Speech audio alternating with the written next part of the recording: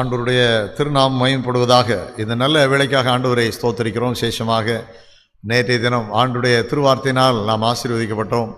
இந்த நாளிலே நம்மிலே இங்கு சொல்லப்பட்ட அறைகூவலின்படி ஒரு சிலர் புதிய நண்பர்கள் ஒரு சிலரை அழைத்து வந்திருக்கின்றீர்கள். இன்னும் சிலர் அநேகர் மிகுந்த கம்பீரத்தோடு நான் இருக்கின்றேன் என்று நீங்கள் மட்டும் வந்திருக்கீங்க. ஆண்டவருக்கு ஸ்தோத்திரம். நம்ம பிறர் நலனையும் பொது நலனையும் கருத்தில் கொள்ள வேண்டும். ஆண்டுடைய திருவார்த்தை சரிதானா? ஆமாம். நாம் ஆகாரங்களை அவ்வப்போது சமைத்து சரியான வேளையில் சாப்பிடுவது ஒன்று. இந்த பொருட்கள்லாம் எடுத்து மட்டும் ஃப்ரிட்ஜில் வச்சு அதுக்கப்புறம் சூடாக்கி தேவையான நேரத்தில் சாப்பிட அது ஒரு அடுத்த ஸ்கீம். நம்ம எதை விரும்புவோம் என்பதை நாம் அறிவோம். சரிதானா? ஆமாம். ஆகையினால ஆண்டுடைய திருவார்த்தையை அவருடைய சமூகத்திலே அவருடைய பாதத்திலே அமர்ந்திருந்து காத்திருந்து தரித்திருந்து கேட்கும் அனுபவம் ஒன்று. கர்த்தர் நேற்றைய நமக்கு சிறப்பான முறையிலே வேத வசனத்தின் மூலமாக நம்மை ஆசீர்வதித்தார். அருமையான ஊழியக்காரர்களை ஆண்டவர் நமக்கு அனுகூலமாக வல்லமையாக பயன்படுத்தினார். இந்த நாளிலும் ஆண்டுடைய திருவார்த்தையின் மூலமாக நம்மை ஆசீர்வதிக்க இருக்கின்றார். கர்த்தருடைய நாமத்திலே உங்கள் எல்லாருடைய சார்பிலே லேதியாள் பெண்களைக்க சங்கத்துடன் இணைந்து நம்மத்திலே இந்த நாளிலே சிறப்பு தியானத்தை நடத்தி நமக்காக ஜெபிக்க வந்திருக்கின்ற அருள் திருமதி இதய தீபா அம்மா அவர்களுக்காக ஆண்டவரை துதித்து அவளை தோத்தரித்து இந்த தியான வேலைக்கு அன்போடு அவர்களை வரவேற்கிறோம். கரங்களை தட்டி கர்த்தரை நாம் மகிமைப்படுத்தி நாம் அவர்களை அன்பாக வரவேற்கிறோம். ஜெபசிந்தையோடு நாம் கேட்போம். கர்த்தருடைய ஆவியானவர் இந்த நாளிலும் நம்மோடு இடைபடுவாராக. உண்டாகட்டும்.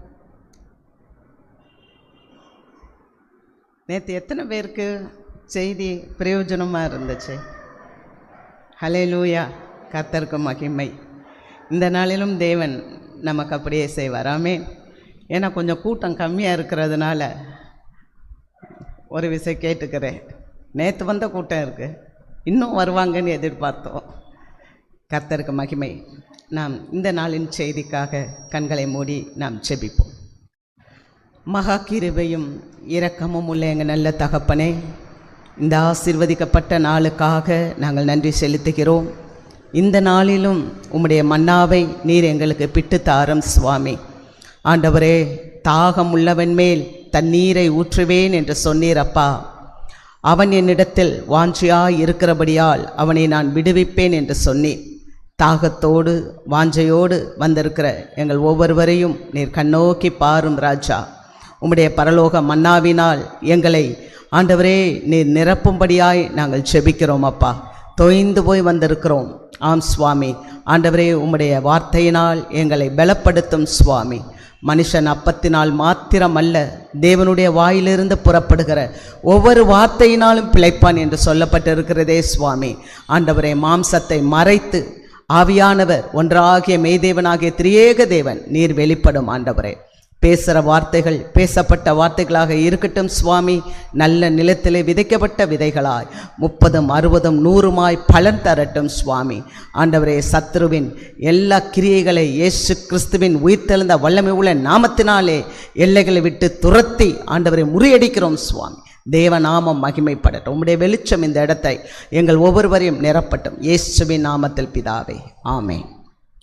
ஹல்லேலூயா. நேற்றைய தினத்தில் நம்ம ஆண்டவருடைய வார்த்தையை கேட்டோம். நிறைவாக நம்ம பார்க்கும்போது, ஒருவரும் உன்மேலே கை போடாதபடிக்கு நான் உனக்கு கட்டளையிட்டு இருக்கிறேன் அப்படின்னு சொன்னார். அதோடு நம்ம நேற்று நிறைவு செய்தோம். கர்த்தருக்கு மகிமை. ரூத் என்ற பெண்மணி தன்னுடைய சொந்த தேசத்தை விட்டு, குடும்பத்தை விட்டு, பெற்றோரை விட்டு, கணவனை இழந்து அவள் ஒரு தனியாக ஒரு அனாதையாய், ஆனால் அவளுடைய மாமியாருக்கு பின்னால் அவள் கடந்து வந்தாள். ஆண்டவர் அவளை எப்படியெல்லாம் ஆசீர்வதித்தார் என்பதை நம்ம பார்த்தோம். அல்லேலூயா. கடைசியாக நேற்றைய தினத்தில் பார்க்கும்போது கூட, உனக்கு தாகம் எடுத்தால் நீ அங்கே போய் என் ஊழியக்காரர் வேலைக்காரர்கள் மொண்டு கொண்டு வருகிற தண்ணீரில் தாகத்தை குடின்னு சொன்னார். அப்படின்னா நம்முடைய அடிப்படை தேவைகளை நம்முடைய தேவன் சந்திக்கிறவன். அல்லேலூயா. தாகம்ன்றது எல்லாருக்குமே இருக்கும் இல்லையா? யாருமே தாகம் இல்லாமல் இருக்க முடியாது. அப்போ ஆண்டவர் நம்முடைய அடிப்படை தேவை சரீர பிரகாரமாக இருக்கலாம், ஆவிக்குரிய காரியங்களாகவும் இருக்கலாம். அதனால தான் ஏசாயாவின் புஸ்தகத்தில் நம்ம வாசிக்கும்போது 13வது அதிகாரத்தில் அங்கே 6வது வசனத்தில் சொல்லப்பட்டிருக்குது, இரட்சிப்பின் நீரூற்றில் நீ மொண்டுகொள் என்று சொல்லப்பட்டிருக்கு. அப்படின்னா அந்த பரிசுத்த ஆவியானவர் தண்ணீருக்கு ஒப்பிடப்பட்டிருக்கிறது. கர்த்தருக்கு மகிமை. நம்மளை இரட்சிப்புக்குள்ளாக, இரட்சிப்பு என்பது விடுதலை, இந்த உலகத்தில் இருக்கிற தாகத்தில் இருந்து நமக்கு விடுதலை. அல்லேலூயா. அதைத்தானே நம்ம பார்க்கிறோம். 4வது அதிகாரம், யோவான் 4வது அதிகாரத்தில் தாகத்துக்கு தாய் என்று சொல்லி உலக இரட்சகர் அந்த சமாரியா ஸ்திரீனிடத்தில் கேட்கும்போது, நான் சமாரியாளாக இருக்கும்போது நீ என்னிடத்தில் தாகத்துக்கு தாய் என்று எப்படி கேட்கலாம் என்று கேட்டார். ஆனால் ஆண்டவர் சொன்னார், உன்னிடத்தில் கேட்கிறவர் இன்னார் என்பதை நீ அறிந்திருந்தால் நீயே அதை கொடுத்திருப்பாய் என்று சொன்னார். அல்லேலூயா. கர்த்தருக்கு மகிமை. அப்படி என்றால் உண்மையாக அந்த சமாரியா ஸ்திரீ வேதத்தை நன்கு அறிந்த மகள். அந்த 4வது அதிகாரம் ஃபுல் கான்வர்சேஷனை பார்க்கும்போது, அந்த உரையாடலை பார்க்கும்போது மூதாதையர்களை பற்றி அறிந்திருந்தாள், எல்லாம் அறிந்திருந்தாள். ஆனால் முன்னால் நின்று பேசின உலக இரட்சகரை அவள் அறியாமல் போனாள். அந்தோ பரிதாபம். கர்த்தருக்கு மகிமை. ஆனால் ஆண்டவர் இன்றைக்கு உங்களுக்கும் எனக்கும் கொடுக்கிறது அந்த இரட்சிப்பின் நீர் ஊற்று. அல்லேலூயா. அந்த இரட்சிப்பின் ஊற்றில் நம்ம மொண்டு கொள்ளும்போது நம்ம உலகத்தில் எல்லா தாகத்தில் இருந்து விடுதலை கொடுக்கிறோம். தாகமாய் இருக்கிறவன் என்னிடத்தில் வந்து பானம் பண்ண கடவன், நான் இலவசமாய் கொடுக்கிறேன் என்று சொன்னார். ஏசாயா 55:1 நம்ம பார்க்கிறோம். அல்லேலூயா. ஆக ஆண்டவரிடத்தில் வரும்போது நம்முடைய தாகம் தணிக்கப்படுகிறது. 2வது அவர் சொல்லுகிறார், என்னை விசுவாசிக்கிறவனுக்குள்ளாக இருந்து ஜீவ தண்ணீர் உள்ள நதிகள் ஓடும். ஆமென். அப்போ ஆண்டவரை நம்ம விசுவாசிக்கும் போது நமக்குள்ளாக இருந்தே ஒரு ஜீவ தண்ணீர், ஒரு பரிசுத்த ஆவியானவர் அவர் பாய்ந்து செல்வார். அப்படி பாய்ந்து செல்லும்போது நம்முடைய வாழ்க்கையில் நாம் ஜெயம் எடுக்கிற ஜீவியத்தை பெற்றுக்கொள்வோம். ஆமென். அல்லேலூயா. கர்த்தருக்கு மகிமை. இப்படியாக நேற்றைய காரியத்தில் இப்படி பார்த்தோம். மேலும் மேலும் அந்த ரூத் என்ன பண்ணாங்க அப்படின்னு சொன்னால், தன்னை தாழ்த்தினாங்க. அவங்க எவ்வளவாய் தாழ்த்தினாங்களோ அவ்வளவாய் அவர்கள் ஆசீர்வாதத்தை பெற்றாங்க. மீண்டும் அந்த இடத்துல பார்க்குறோம். நேற்றைய தினத்தில் நம்ம 2வது அதிகாரத்தை தொடர்ந்து பார்க்கும்போது அந்த அம்மா இன்னும் தாழ்த்தினாங்க. உங்கள் வேலைக்காரிக்கு சமானமாக இராட்டாலும் நீர் என்கிட்ட ஆறுதலாக பேசுனீங்களே, பட்சமாக பேசுனீங்களே அப்படின்னு சொல்லி அவங்க பேசும்போது இன்னும் தாழ்த்தும் போது அவருடைய கண்களில் இன்னும் அதிகமாய் தயவு கிடைக்கிறது. அல்லேலூயா. பாருங்க, நம்ம அபிகாயில் என்ற ஒரு அம்மாவை குறித்து பார்க்குறோம். அந்த அம்மா தாவீதுகிட்ட சொல்கிறாங்க, உங்களுடைய ஊழியக்காரருடைய கால்களை கழுவுறதுக்காக நான் சமமாய் வருவேன் அப்படின்னு சொல்லும்போது தான் தாவீது அந்த அபிகாயிலை தன்னுடைய மனைவியாக ஏற்றுக்கொள்கிறார். ஆமென். அப்போ நம்மளை தாழ்த்தும் போது இந்த நாட்களில் நம்ம அதை தான் பார்க்கிறோம், தாழ்மையும் தூய்மையும் என்று பார்க்கிறோம். அப்போ தாழ்த்தும் போது கனத்துக்குரியவர்களாக இருக்கிறோம். அவள் தாழ்த்தும் போது அந்த போவாஸ் நேற்றைய தினத்தில் என்ன பண்ணாருன்னா, அறுப்பறுக்கிறவர்களோடு உட்கார வைத்தார். ஆமென். அவர் சிறியவனை புழுதியிலிருந்து உயர்த்தி அவர் பிரபுக்களோடும் அதிபதிகளோடும் உட்கார செய்கிறவர் இல்லையா? அவர் சிறியவனை புழுதியிலிருந்து தூக்கி உயரத்தில் உட்கார செய்கிறவர். அறுப்பறுக்கிறவர்களோடு கூட அந்த ரூத்தை உட்கார வைத்தார். அல்லேலூயா. மாத்திரமில்லை, வறுத்த கோதுமையை அவளுக்கு கொடுத்தார். வறுத்த கோதுமை அப்படின்னு பார்க்கும்போது என்னன்னு சொன்னால், ஆண்டவரிடத்திலிருந்து நேராகவே பெற்றுக்கொள்கிற வார்த்தை. ஆண்டவரே நமக்கு இப்போ வார்த்தையை கொடுத்தா எப்படி இருக்கும்? அல்லேலூயா. அல்லேலூயா. அது தழலில் இடப்பட்ட அடையை போல, சுட்ட அடை. எப்படி அந்த எலியா வனாந்தரத்தில் போய், போதும் ஆண்டவரே, நான் முற்பிதாக்களை பார்க்கல நல்லவன் அல்ல, என் ஜீவனை எடுத்துக்கொள்ளுங்க அப்படின்னு சொல்லி ஒரு சூரச்செடிக்கு அடியில் நம்பிக்கை இழந்து போய் படுத்திருந்த வேளையில் அங்கே தேவனே தேவதூதன் அவனை தட்டி எழுப்பி, நீ எழுந்து புசி என்று சொல்லி தழலில் சுடப்பட்ட அப்பத்தை கொடுத்து, ஹல்லேலூயா, தண்ணீரை குறித்து நீ புசி என்று சொல்லும்போது அவன் அந்த டைரக்டாக பெற்ற அந்த அப்பத்தை புசிக்கும் போது அவன் ஒரே பர்வதம் வரைக்கும் நடந்து போனான் என்று பார்க்கிறோம். அல்லேலூயா. ஆக ஆண்டவருடைய அந்த வார்த்தையை நம்ம புசிக்கும் போது தேவ பலன் நமக்குள்ளாக இறங்குகிறது. நாமெல்லாம் பாக்கியப்பட்டவர்கள். அல்லேலூயா. அல்லேலூயா. எவ்வளோ பேருக்கு கிடைக்க முடியாத ஒரு ஸ்லாக்கியம். நான் இன்னைக்கு காலையில் சாயந்தரம் வரும்போது நினைத்து பார்த்து வந்தேன். இந்த மாதிரி நிறைய இடங்களில் வரமாட்டேன்றாங்க தாகத்தோடு. ஆனால் தேவன் நம்மளை அவர் முன்குறித்து இருக்கிறார். அல்லேலூயா. அழைத்திருக்கிறார். உண்மையாக இந்த ECI சபை 100,000 இல்லையா, 1000 நல்மேய்ப்பர் ஆலயம், குட் ஷெப்பர்ட், உண்மையாகவே குட் ஷெப்பர்ட் தான் இங்கே இருக்கிறார், நல்ல மேய்ப்பர். ஆமேன். யோவான் 10வது அதிகாரத்தில் சொன்ன மாதிரியே ஒரு நல்ல மேய்ப்பனாக நான் கர்த்தருக்கு ஸ்தோத்திரம் செலுத்தி கொண்டே வந்தேன். அது மாத்திரம் இல்லை, தலையில் சுடப்பட்ட அந்த அப்பம் என்று சொல்லும்போது இஸ்ரவேல் ஜனங்கள் 40 ஆண்டுகள் அவர்கள் வழியில் பயணப்பட்டு கொண்டே வந்தார்கள். வரும்போதெல்லாம் அவர்களுக்கு மன்னா விழும், மன்னாவை எடுத்து சாப்பிட்டு கொண்டே இருந்தார்கள், நாடோடிகளாக இருந்தார்கள். ஆனால் எப்பொழுது அவர்கள் அந்த தேசத்துக்குள்ளாக, கானான் தேசத்துக்குள்ளாக கடந்து வந்தார்களோ அப்பொழுது அவங்களுக்கு என்ன கிடைச்சதுன்னு சொன்னால், அவர்களே கதிரை கொய்து அதை சுட்டு சாப்பிட்டார்கள் என்று பார்க்கிறோம். ஹல்லேலூயா. அப்போ அவர்களுடைய நிந்தைகள் மாற்றப்பட்டது. ஆமேன். ஆக கில்காலாகிய இந்த இடத்துக்குள்ளாக நீங்களும் நானும் வந்திருக்கும் போது நிச்சயமாக தேவன் நம்முடைய நிந்தையை மாற்றிவிட்டார். எத்தனை பேர் ஆமேன் சொல்றீங்க? ஹல்லேலூயா. கர்த்தருக்கு மகிமை. ஆக இப்படியாக அந்த போவாஸ் அவளுக்கு அநேக அற்புதங்களை செய்தார். அவள் அந்த வார்கோதுமையை வாங்கி, வறுத்த கோதுமையை வாங்கின போது அவள் திருப்தியாய் சாப்பிட்டாள். திருப்தியாய் சாப்பிட்டு மீதம் கொஞ்சத்தை எடுத்து வைத்து கொண்டாள் என்று பார்க்கிறோம். இப்படியாக எடுத்து வைத்ததோடு அவள் மாலை வரைக்கும் ஓய்வின்றி அந்த வயலிலே வேலை செய்தாள். ஹல்லேலூயா. நாம ஆண்டவருக்கு ஓய்வின்றி வேலை செய்ய அர்ப்பணிக்க வேண்டும். ஆமேன். அநேகர் எதை வேணாலும் நம்ம கொடுக்கலாம், ஆனால் நம்மளை நாம் கொடுக்க வேண்டும்.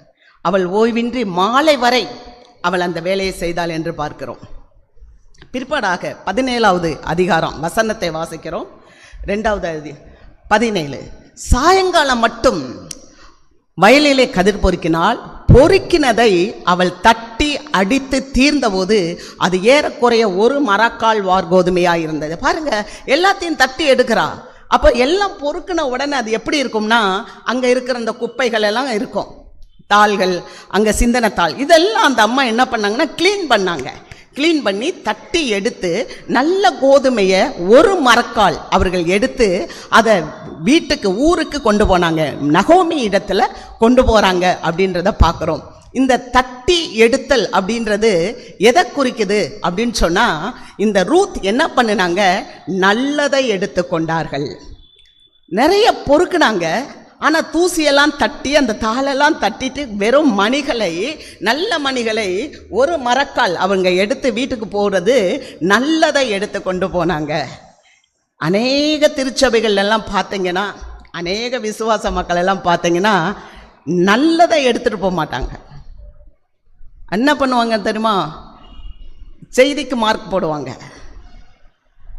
பாஸ்டர் சரியில்லைன்னுவாங்க, விசுவாசிகள் சரியில்லைன்னுவாங்க, பாடற்குழு சரியில்லைன்னுவாங்க. இப்படியெல்லாம் சில தாள்களை, ஒன்றுக்கும் இருக்காத சில தாள்களை தான் அநேகர் வீட்டுக்கு எடுத்துகிட்டு போவாங்க.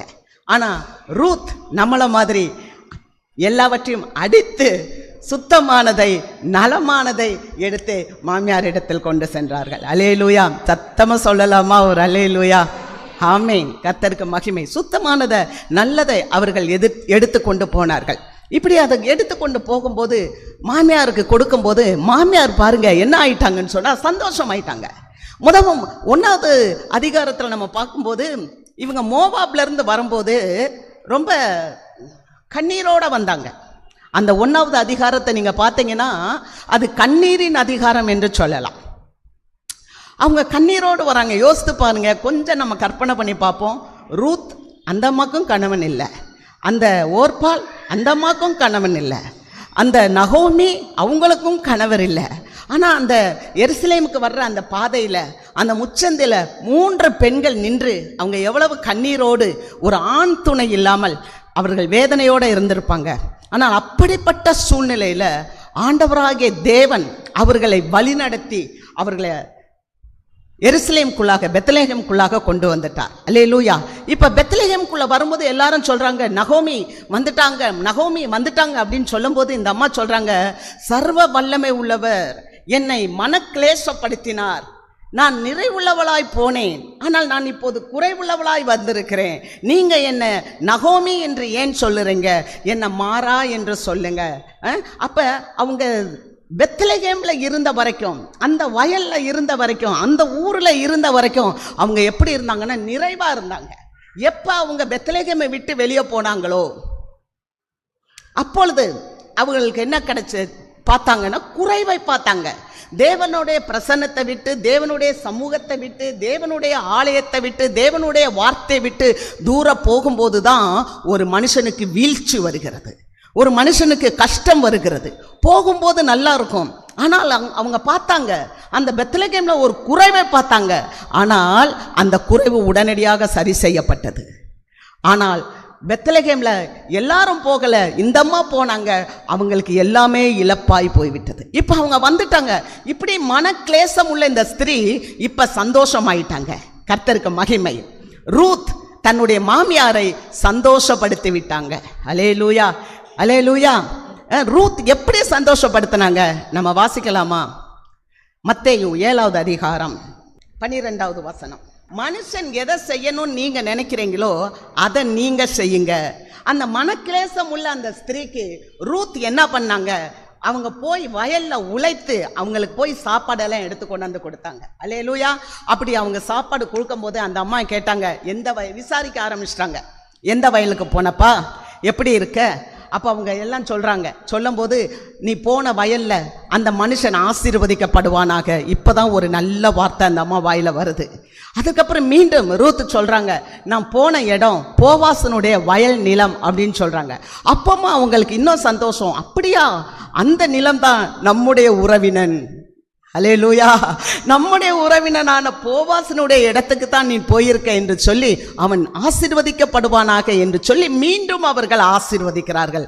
அந்த அம்மா வாழ்க்கையில் இருந்த கசப்பு இப்பொழுது கொஞ்சம் கொஞ்சமாக தன் மருமகளாகிய ரூத்தின் நிமித்தமாக மாறுகிறது. அல்லேலூயா. நம்முடைய வாழ்க்கையிலும் கூட, நம்முடைய குடும்பத்திலையும் கூட, நம்மளுடைய குடும்பத்தில் தேவையில் இருப்பாங்கன்னு சொன்னால், அன்புக்காக ஏங்குவாங்கன்னு சொன்னால், அது மாமியாராக இருக்கலாம், யாராக இருந்தாலும் சரி. ஆமென். சகோதரனாக, சகோதரியாக, கூட பிறந்தவங்களாக, நண்பர்களாக, யாராக இருந்தாலும் அவங்க நமக்கு என்ன செய்யணும்னு நினைக்கிறோமோ அதை நம்ம அவங்களுக்கு செய்வது தான் நியாயப்பிரமாணமும் தீர்க்க தரிசனமும் என்று சொல்லுகிறது. அந்த மாதிரியாக இங்கே வந்திருக்கிற ரூத்துக்களாகிய நாம் அப்படி செய்யும்போது உண்மையாகவே அநேகருடைய வாழ்க்கையில் இருக்க கசப்பை, மாறாவை நாம் தித்திப்பாக மாற்ற முடியும். ஆமென். ஹல்லேலூயா. இந்த உணவை கொண்டு போய் அவள் கொடுத்தது நிமித்தமாக இப்ப அந்த அம்மா சொல்றாங்க, 3வது அதிகாரம் 1வது வசனத்துல, இன்றைக்கு செய்திக்கு நம்ம வருவோம். இப்ப இந்த மாமி சொல்றாங்க, அந்த வறுத்த கோதுமையெல்லாம் சாப்பிட்டாங்க, இவள் கொண்டு போன ஆகாரத்தெல்லாம் சாப்பிட்டாங்க, இப்ப திருப்தி அடைந்தாங்க. இப்ப இந்த மாமியுடைய வாழ்க்கையில ஒரு காரியம் என்னன்னா, என் மருமகளுடைய சுகவாழ்வை நான் தேட வேண்டும். அல்லேலூயா. தாழ்மையினால் வரும் இளைப்பாறுதல். இளைப்பாறுதல் அப்படின்னா ரெஸ்ட். எவ்வளவோ உதவிகள் நம்ம வாழ்க்கையில் கிடைக்கலாம், ஆனால் ரெஸ்ட் அப்படின்னா, இளைப்பாறுதல் அப்படின்னா ஒரு செட்டில்மெண்ட் போல. கர்த்தருக்கு மகிமை. அது நிரந்தரமானது. அந்த நிரந்தரமான ஒரு காரியத்தை நான் உனக்காக செய்யணும் அப்படின்னு சொல்லி அவங்க மாமியார் சொல்றாங்க, நான் உனக்கு சௌக்கியத்தை தேடாதிருப்பேனோ என்று சொல்லுகிறார். அல்லேலூயா. கர்த்தருக்கு மகிமை. இப்ப அந்த அம்மா சொல்றாங்க, நம்மளுடைய உறவின் மகனுக்கு அந்த இடத்துக்கு தான் போயிருக்க, உறவினனுடைய இடத்துக்கு தான் போயிருக்க, நீ நல்ல வயலுக்கு தான் போயிருக்க, அதனால நீ போன இடம் நல்ல இடம். அல்லேலூயா. அந்த இடத்தை விட்டு நீ போயிராத அப்படின்னு சொல்றாங்க. அல்லேலூயா. எப்படி போவாஸ் ஒரு வார்த்தை சொன்னாங்க, இந்த வயலை விட்டு நீ போகாம, இந்த இடத்தை விட்டு நீ போகாம என் வேலைக்கார பெண்களோடே நீ இரு அப்படின்னு சொல்லி சொன்னாரு. அதே வார்த்தையை தான் ரூத்தினுடைய மாமியார் சொல்றாங்க, நீ போன இடம் நல்ல இடம், அது எலிமெலேக்கினுடைய இடம், அங்க உனக்கு பாதுகாப்பு உண்டு, அதனால அறுக்கிற வரைக்கும் நீ அந்த நிலத்திலேயே இரு. அல்லேலூயா. பார்த்தீங்களா, நகோமி அம்மா சொல்றதும் போவாஸ் அவர் சொல்றதும் ஒரே மாதிரி இருக்கு. நம்ம வீடுகளில் பெரியவங்க ஒரு சில வார்த்தைகள் சொன்னா அநேக நேரத்தில் நம்ம தட்டி கழிச்சிருவோம். அது யார் வேணுனாலும் இருக்கலாம், ஹஸ்பண்ட் கூட சொல்லலாம், ஒழுங்க உங்களுக்கு என்னங்க தெரியும் அப்படின்னு சொல்லுவோம். இன்னைக்கு நம்ம சொல்கிறத தான் ஆம்பளை கேட்கணும்னு. நான் கூட ஒரு காலத்தில் அப்படி தான் இருந்தேன், பெண்ணுரிமை பற்றி பேசுகிறவளாக இருந்தேன், விமன்ஸ் ரைட்ஸ் அப்படின்றதுல தான் நின்றுட்டு இருந்தேன். ஒரு நாள் எனக்கு பாடம் எடுக்க வந்த என்னுடைய பைபிள் டீச்சர் சொல்லி கொடுத்தாங்க, இந்த விமன்ஸ் ரைட்ஸ் எல்லாம் இங்கே ஆவாது. ஹல்லேலூயா. இந்த கோச்சிக்கிடாதீங்க, என்னுடைய எக்ஸ்பீரியன்ஸை கொஞ்சம் ஷேர் பண்ணிக்கலாம் தானே.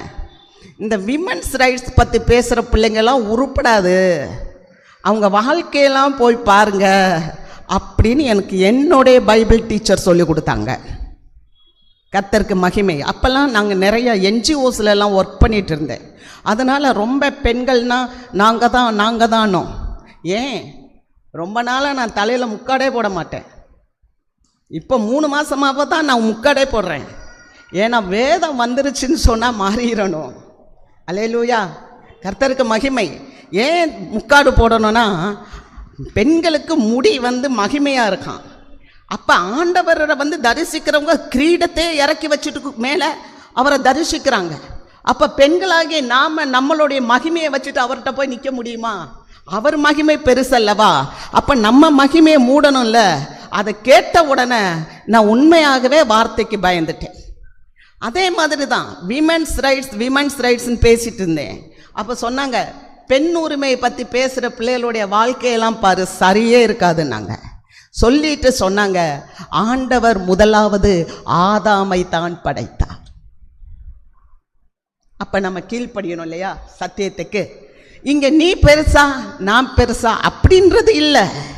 நம்ம எல்லாருமே தேவனுடைய பார்வையில் ஒன்று தான். அதனால தான் ஆண்டவர் ஆணும் பெண்ணுமாக படைத்தார்.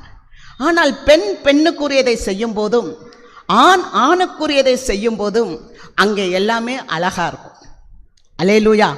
ஆணினுடைய வேலையை பெண் எடுக்கும் போதும் பெண்ணினுடைய வேலையை ஆண் செய்யும் போதும் தான் அங்கே அவலட்சணமாக இருக்கு. ஒரு ஆண் நேற்றைய தினத்தில் நம்ம பார்த்தோம். அவன் எங்கே போய் உக்காந்துருக்கிறானா, ஊர் கோடியில் போய் உக்காந்து அவன் மற்ற ஆளுகளோட அவன் உட்கார்ந்துருக்கான். காரணம், அவனுடைய அவன் மனைவியை சொல்கிறான், அநேக பெண்கள் குணசாலி, நீயோ எல்லாத்துக்கும் மேற்பட்டவள். அப்படி சொன்னனால தான் ஊரில் போய் உக்காந்துருக்காங்க. அப்போ அதை பார்க்கும்போது ஹல்லேலூயா, கர்த்தருக்கு மகிமை. இப்படி தான் இந்த தேவ வார்த்தை நம்மளை சரி செய்யும். இந்த தேவ வார்த்தை நம்மளை சரி செய்யும் போது, இந்த தேவ வார்த்தைக்கு நம்ம ஒப்பு கொடுக்கும்போது கர்த்தர் நமக்கு பெரிய காரியத்தை செய்வார். ஆமென், அல்லேலூயா. ஆண்டவர் ஏவாளை எடுக்கும்போது ஆதாமுடைய துணையாய் எடுத்தார்.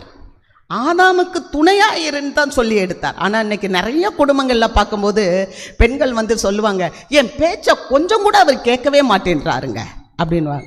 நான் சொல்லுவேன், அவர் பேச்சை நீ கேளுமா. அவர் தான் குடும்பத்துக்கு தலைவர். அவருக்கு இயேசு கிறிஸ்து தலைவர். ஆமென், ஹல்லேலூயா. இது சத்திய வார்த்தை தானே. கொஞ்சம் ஏற்றுக்கொள்ள கஷ்டமாக இருக்கும்.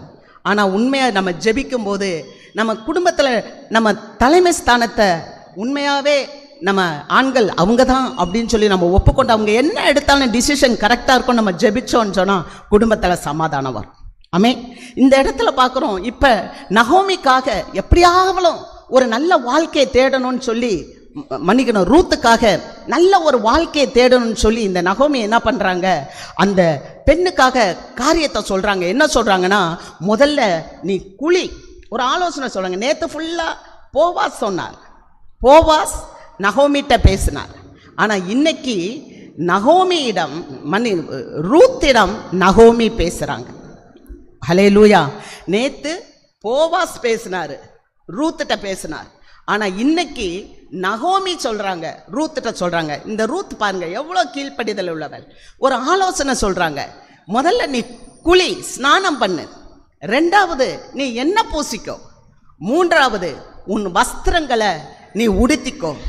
4வது அந்த களத்திற்கு போ. 5வது அந்த மனுஷன் புசித்து குடித்து தீரு மட்டும் அவன் கண்ணுக்கு எதிர்படாமல் இரு. 4வது வசனம், அவள் படுத்து கொண்ட போது, நானே வாசிக்கிறேம்மா, அவன் படுத்து கொண்ட போது அவன் படுத்திருக்கும் இடத்தை நீ பார்த்திருந்து போய் அவன் கால்களின் மேல் மூடியிருக்கிற போர்வையை ஒதுக்கி நீ படுத்துக்கொள். அப்பொழுது நீ செய்ய வேண்டியது இன்னதென்று அவன் உனக்கு சொல்லுவான் என்றான். அல்லேலூயா. முதலாவது ரூத் என்ன செய்ய வேண்டும்? ஸ்நானம் பண்ண வேண்டும். அதைத்தான் அந்த நகோமி சொல்றாங்க. நீ முதலாவது குளி என்று சொல்றாங்க, ஸ்நானம் பண்ணு. முத தேவ பிள்ளைங்க தேவனுடைய ஆலயத்துக்குள்ள அவருடைய வயலுக்குள்ள நம்ம வந்துட்டோம். வயல்ல கதிர் பொறுக்கி கொண்டு இருந்தோம். இப்ப வயல்லையே நம்ம இருக்கக்கூடாது. ஹல்லேலூயா. இந்த சம்பவம் எங்க நடக்குதுன்னா இப்ப களத்து மேட்டுக்கு போயிடுச்சு. ஹல்லேலூயா. 1 மாசம் வயல் நிலத்தில் வேலை, அடுத்து ஒரு நாள் தான் களத்து மேட்டில் வேலை. ஹல்லேலூயா. அடுத்து ஒரு வருஷம் எருசலேமில் திருமண நிகழ்ச்சி, மகிழ்ச்சி. இப்போ நம்ம இன்றைக்கு ஒரு நாள் நடக்க போகிற காரியத்தை பார்க்குறோம். அதுதான் ஒரு இளைப்பாறுதலை அவளுக்கு கொண்டு வருது. நகோமி சொன்னாங்க, நீ போய் ஸ்நானம் பண்ணு. அப்போ ஒவ்வொரு தேவ மக்களும் தேவ சபைக்குள்ளே வரும்போது நாம் ஸ்நானம் பண்ண வேண்டும், நம்ம பரிசுத்தமாக வேண்டும். நம்ம எப்படி பரிசுத்தமாகிறது அப்படின்னு சொன்னால் வாசிக்கலாம். 2 கொரிந்தியர் 7வது அதிகாரம் 1வது வசனம். கொரிந்திய சபைக்கு பவுல் சொல்லுகிறார், ஆவியில் மாம்சத்திலும் ஆவியிலும் உண்டான எல்லா அசுசியும் நீங்க நம்மை சுத்திகரித்து கொண்டு பரிசுத்தமாகுதலை தேவ பயத்தோட பூரணப்படுத்த கடவோம். அல்லேலூயா. இந்த நல்ல மாலை நேரத்தில் ஆண்டவர் உங்களை ஆசீர்வதிப்பார் என்று சொல்லி, ஆண்டவரே உங்களை ஆசீர்வதிக்கிறேன்னு சொல்றதை திரும்ப திரும்ப உங்கள்கிட்ட சொல்லி உங்களை நான் ஏமாற்ற விரும்பலை. ஆண்டவர் சொன்ன காரியத்தை சொல்லுகிறேன். வேதம் சொல்லுகிறது, ஆண்டவர் சீக்கிரம் வரப்போகிறார். ஆமென். எப்படி வருவார்? திருடனை போல வருவார். ஹல்லேலூயா. அப்ப அவர் சீக்கிரமா வரப்போகிறார், அவர் திருடனை போல வரப்போகிறார். ஆகவே தான் அவர் சொல்லுகிறார், பரிசுத்தம் உள்ளவன் இன்னும் பரிசுத்தமாகு, அநியாயம் செய்யவே இன்னும் அநியாயம் செய்யட்டும், அவனுக்குரிய பிரதிபலன் என்னோடு கூட வருகிறது அப்படின்னு சொல்லியிருக்கிறார். அப்ப சபை முதலாவது என்ன ஆகணும்? ரூத்த போல இருக்கிற நீங்களும் நானும் கழுவப்பட வேண்டும். எதுல கழுவப்பட வேண்டும்? மாம்சத்திலும் ஆவியிலும். அல்லேலூயா. அப்ப மாமிசம் என்று சொல்லும் போது சரீரத்துல ஒருவேளை நமக்கு ஏதாவது ஒரு பலவீனம் இருக்கலாம், ஏதாகிலும் விட முடியாத ஒரு காரியம் இருக்கலாம். சரீரத்துல செய்யறது எப்படின்னு சொன்னா, மாம்சத்துல செய்யறது ஈஸியா வெளியே தெரிஞ்சிடும். இப்ப நான் கூட ஆவியின் கனிகள் அப்படின்னு சொன்னா எல்லாருமே கலாத்தியர் 5:22 அப்படின்னு சொல்லிடுவோம். ஆனா மாம்சத்தின் கிரியைகள் வெளியரங்கமா இருக்கிறது அப்படின்னும் போது அங்க 19வது வசனத்துல ஒரு 19 பாயிண்ட் கொடுக்குறாங்க. என்னையா? பொறாமை, கோபம், சண்டை, மார்க்க பேதங்கள், இதெல்லாம் வெளியரங்கமா இருக்கும். அப்ப மாம்சத்துல காணப்படுகிற காரியங்கள் வெளியரங்கமாவே தெரியும். அப்ப இந்த மாம்சத்துல நம்ம என்ன ஆகணும்னா பரிசுத்தமாக வேண்டும். விபச்சாரம், வேசித்தனம், அசுத்தம், காம விகாரம், விக்கிரக ஆராதனை, பில்லி சூனியம், பகைகள், விரோதங்கள், வைராக்கியங்கள், கோபங்கள், சண்டைகள், பிரிவினைகள், மார்க்க பேதங்கள், பொறாமைகள், கொலைகள், வெறிகள், களியாட்டுக்கள் முதலியவைகளே. இதை பார்க்கும்போது இவர்கள் எல்லாம் தேவனுடைய ராஜ்யத்தை சுதந்திரிப்பதில்லை என்று முன்னே நான் சொன்னது போல இப்பொழுதும் உங்களுக்கு சொல்லுகிறேன். பவுல் சொல்றார். அதுல எல்லாமே வெளியே வரும். பொறாமை இருக்குது, கொலைகள் என்று சொல்லும் போது ஒரு மனுஷனை முன்னால விட்டு பின்னால பேசுறது கொலைக்கு சமம். ஆமே. ஹல்லேலூயா. நேரா பார்க்கும்போது உன்ன மாதிரி உண்டா, பின்னால பார்க்கும்போது ஐயோ அவளா, ஐயோ அவனா அப்பா அப்படின்னு சொல்லும்போது அதெல்லாம் கொலைக்கு சமமானது. அப்படிப்பட்ட காரியங்கள், களியாட்டுகள். இன்னைக்கெல்லாம் நிறைய பேர் களியாட்டுகள் அப்படியே விளையாடுறாங்க. கொஞ்ச நேரத்தில் காசு 7 லட்சம் காணா போயிருதுன்றாங்க. ஸ்டூடெண்ட் படிக்க போகிறான், படிக்கிறவன் என்ன பண்ணிடுறான்? ரம்மி விளையாடுறான்னா ஏதோ ஒன்று விளையாண்டுட்டு 7 லட்சம் காணா போயிடுச்சு, 20 லட்சம் காணா போயிடுச்சுன்னு படிக்கிற பையன் போய் சூசைட் பண்ணி சாகுறான். அப்போ ஆண்டவர் அன்னைக்கே நமக்கு என்ன பண்ணியிருக்கிறாரு? இதை எழுதி கொடுத்துருக்கிறாரு. மாம்சத்தில் இருக்கிற அசுசி நீங்க வேணும், ஆவியில் இருக்க அசுசி சிந்தைன்றது தெரியவே தெரியாது. எப்படி நாகமான் குஷ்டமாக இருந்து மேலே நல்ல ட்ரெஸ் போட்டுட்டு அப்படியே உட்கார்ந்து இருந்தாரோ, அது மாதிரி நம்மளுடைய சிந்தைக்குள்ளே இருக்கிறது வெளியே தெரியாது. அதனால தான் ஆண்டவர் சொன்னார், ஆவியின் சிந்தையோ ஜீவனும் சமாதானமும் என்று சொன்னார். நம்மளுடைய சிந்தை சுத்திகரிக்கப்பட வேண்டும், சிந்தையில் இருக்க அசூசி மாற வேண்டும். ஒரு முறை ஒரு பெண் விபச்சாரம் செய்து விட்டாள், கையும் களமுமாய் பிடித்து விட்டோம் என்று சொல்லி அந்த பெண்ணை கூட்டி கொண்டு வந்தாங்க. எல்லாரும் சொல்றாங்க, மோசையின் சட்டத்தில் சொல்லப்பட்டு இருக்கிறது, அவள் மேல் கல்லெறிய வேண்டும் என்று சொன்னாங்க. ஆனா இயேசு சொன்னார், உங்களில் யார் பாவம் செய்யவில்லையோ முதலாவது கல்லெறியுங்கள். எல்லாரும் கல்லுகளை போட்டு விட்டு போயிட்டாங்க. அப்படின்னா எல்லாருமே பாவம் செய்கிறாங்க. அதனால தான் பவுலடியார் சொல்றார், நம்ம சிந்தையில பாவத்துல இருந்து வெளியே வரணும். அப்படின்னா என்ன? இயேசு கிறிஸ்து சொன்னார் பார்த்தீங்களா, ஒரு பெண்ணை இச்சையோடு நீ பார்த்தாலே விபச்சாரம் செய்தாயிட்டு. அப்ப நம்மளுடைய சிந்தை அவ்வளவு பரிசுத்தமாக இருக்க வேண்டும். அதுதான் ஸ்நானம். அதனால தான் அங்க சொல்லப்பட்டிருக்கிறது, கர்த்தராகிய இயேசு கிறிஸ்துவினுடைய ரத்தம் சகல பாவங்களையும் நீக்கி நம்மை சுத்திகரிக்கும். சும்மா நான் ஜலத்துல மூழ்கி எந்திரிச்சிட்டே ஞானஸ்தானம் எடுத்துட்டேன்றது போதாது. ஒருவன் ஆவியினாலும் ஜலத்தினாலும் பிறவாவிட்டால் தேவனுடைய ராஜ்யத்துக்குள்ள வர முடியாது. அப்ப மறுபடி பிறக்கிற ஒரு அனுபவம் வேணும். ரீபான், born again, திரும்ப பெறணும். அல்லேலூயா. அதுதான் அங்க ஸ்நானம் பண்ணுன்னு சொல்றாங்க. ரெண்டாவது எண்ணெய் பூசிக்கொள் என்று சொல்றாங்க. இந்த எண்ணெய் என்று சொல்லும்போது இந்த எண்ணெய் பரிசுத்த ஆவிக்கு சமமாய் இருக்கிறது. அல்லேலூயா. நம்ம எப்படி வேகமா போயிட முடியுமா ஆண்டவர்கிட்ட? அதுக்கு ஒரு குவாலிஃபைடு இருக்கணும்ல. இப்ப திடீர்னு நம்ம கிட்ட வந்து அமெரிக்க நாட்டு பிரசிடென்ட் நிற்கிறாரு, என்ன பண்ணுவோம்? எத்தனை பேர் ஓடி போய் கை கொடுத்துருவோம்? கர்த்தருக்கு மகிமை. அப்ப அதுக்குரிய ஒரு தில் இருக்கும்போது தான் போய் கை கொடுப்போம், வாங்க அப்படின்னு சொல்லுவோம். அப்ப அந்த பரிசுத்த ஆவி பெலத்தின் ஆவி, அந்த பெலத்தின் ஆவியை நம்ம பெற்றுக்கொள்ள வேண்டும். அதனால தான் அந்த அம்மா சொல்றாங்க, நீ என்ன பூசிக்கோ, ஏன்னா நீ போறது போவா உலக ரட்சகர். அல்லேலூயா. உலக ரட்சகரை ஈஸியா போய் பாத்திர முடியாது. ஆமென். ஏன்னா ஒருக்கா ஈஸியா பார்த்தாச்சு. இப்ப யார் பார்க்க முடியும்னா பரிசுத்தவான்கள் தான் பார்க்க முடியும். முதல் கம்மிங், ஃபர்ஸ்ட் கம்மிங் நம்ம எல்லாருக்காக அந்த கிருபை பிரசன்னமானது, எல்லாருக்காக வந்தது. ஆனா ரெண்டாவது அந்த ஆண்டவரை பார்க்கணும்னா அதுக்கு சில குவாலிட்டிகள் இருக்கு. அதனால தான் இந்த அம்மா சொல்றாங்க, நீ எண்ணெய் பூசிக்கொள்.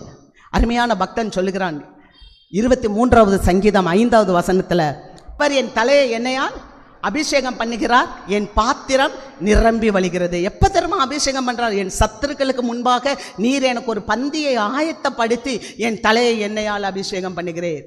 அப்ப மேற்கத்திய நாடுகள்ல எல்லாம் பார்த்தீங்கன்னா அங்க ஆடுகள் வளர்ப்பாங்க.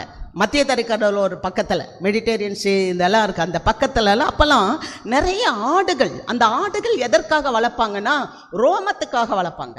அந்த ரோமத்தில் தான் இல்லை உள்ளன் நிறைய சாக்ஸ் இந்த மாதிரி எல்லாம் அவங்க செய்வாங்க. அப்போ இந்த ஆட்டுகளுக்குள்ள சில பூச்சிகள் போய் முட்டை போட்டுரும். இந்த பூச்சிகள் போய் முட்டை போடும்போது அந்த உள்ளனுக்காக வளர்க்கப்படுகிற அந்த மயிர்களை எல்லாம் அந்த புழுக்கள் பூச்சிகள் என்ன பண்ணிடும்? சாப்பிட்றோம்.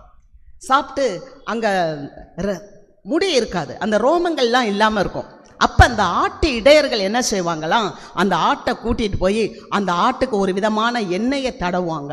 அந்த எண்ணெயை தடவுவது நிமித்தமாக பூச்சிகள் வந்து அந்த ஆட்டை சேதப்படுத்தாமல் இருக்கும். அல்லேலூயா.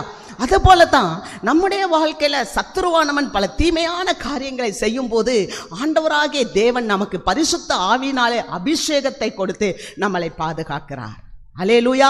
நம்மளை பலப்படுத்துகிறார், நம்மளை ஸ்திரப்படுத்துகிறார், நம்மளை சீர்படுத்துகிறார், நம்மை ஆசீர்வதிக்கிறார். ஆகத்தான் அந்த பரிசுத்த ஆவியினுடைய அபிஷேகத்தை அவள் பெற்றுக்கொள்ள என்று சொல்லுகிறார். அல்லேலூயா. ஸ்நானம் பண்ணணும், எண்ணெய் பூசணும், வஸ்திரத்தை மாற்றணும். அல்லேலூயா. ஹல்லேலூயா. வஸ்திரம், நீ வஸ்திரத்தை உடுத்தி கொண்டு அந்த களத்திற்கு போ. அல்லேலூயா. வஸ்திரத்தை உடுத்தணும். நம்ம பாருங்க, வீட்டில் குளிக்கிறோம், குளிச்ச உடனே என்ன பண்ணுவோம்? குளிச்ச உடனே ஒரு சிலர் ஏதாவது லோஷன் போடுவாங்க, ஆயில் தேய்ப்பாங்க, எண்ணெய் தேய்ப்பாங்க, எல்லாம் தேய்ப்பாங்க. அதுக்கப்புறம் நம்ம என்ன பண்ணுவோம்? துணியை போடுவோம்.